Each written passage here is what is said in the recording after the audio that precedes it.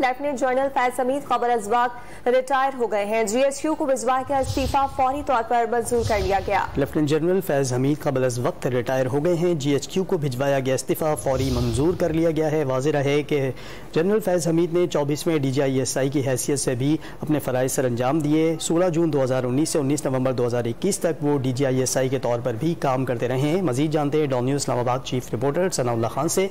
सनाउल्लाह, बताइएगा क्या मालूम हो सका है इस्तीफे और इसकी मंजूरी से मुताल्लिक?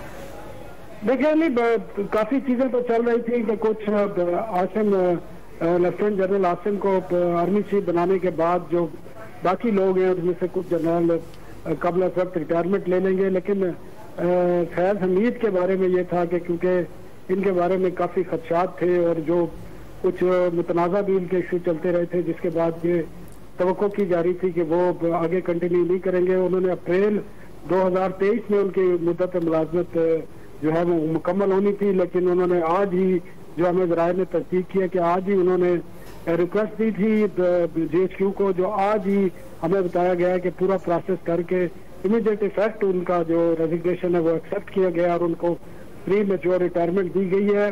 और इस हवाले से बाकायदा कोई, क्योंकि इस किस्म के मामलात में कोई ऐलान नहीं किया जाता, लेकिन ज़राए से हमने बार बार इसकी तस्दीक की और मुकम्मल तस्दीक के बाद ये बात की है कि उनका जो इस्तीफा था प्री मैच्योर रिटायरमेंट का वो एक्सेप्ट कर लिया गया है।